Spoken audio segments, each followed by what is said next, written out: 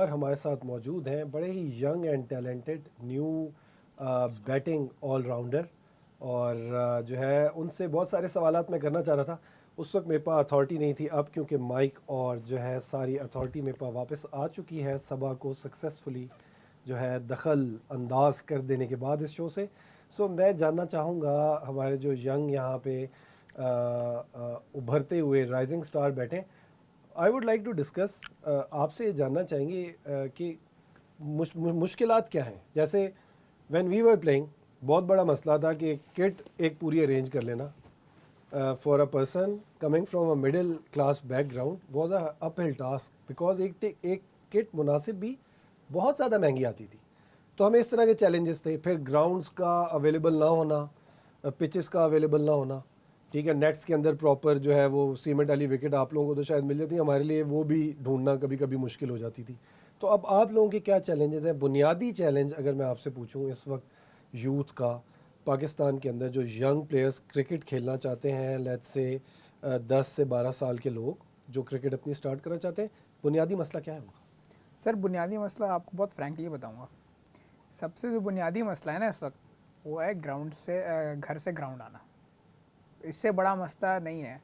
Sir के साथ मैं 10 साल से क्रिकेट खेल रहा हूँ और हमारे पास 6-7 ऐसे प्लेयर थे दरम्यान में जो मैं कहूँगा कि मुझसे ज़्यादा टैलेंटेड था, लेकिन उनको आजकल की चीज़ों ने, घर के आराम ने, आज़ाइशों ने जो है ना, उनको फिर गुमराह कर दिया और वो ग्राउंड नहीं आए हैं। हमारे 3-4 बड़े बहुत अच्छे बैट्समैन थे, 1-2 बॉलर भी थे। तो सबसे बड़ा चैलेंज जो है वो है घर से निकलना।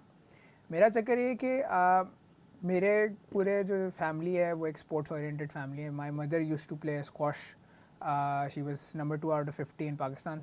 ओके, वेरी मेरे इंप्रेसिव। अब्बा, मेरे दादा, वो भी अपने टाइम पे क्रिकेट खेलते थे, उन्होंने भी डोमेस्टिक लेवल थोड़ी सी क्रिकेट खेली है।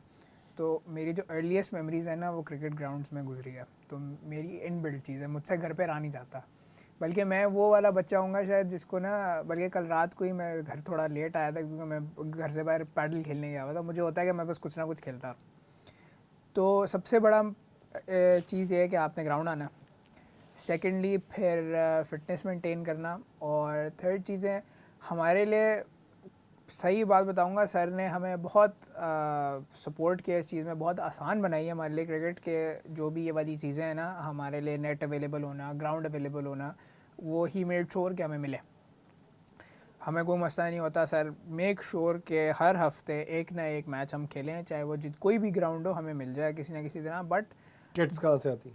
किड्स, हम लोग ये करते हैं। I am lucky, I would consider myself to be very lucky to come from a well off family.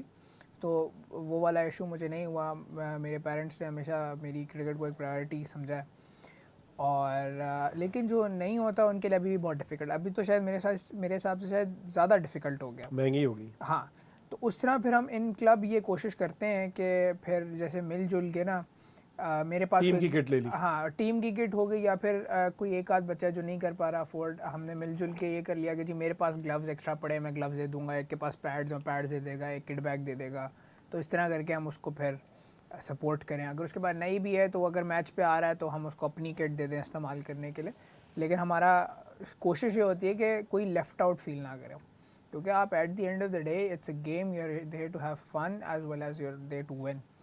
तो अगर मैं अब right I am the captain of the team, तो मैं नहीं चाहता कि मुझसे कोई नाराज़ होकर घर जाए।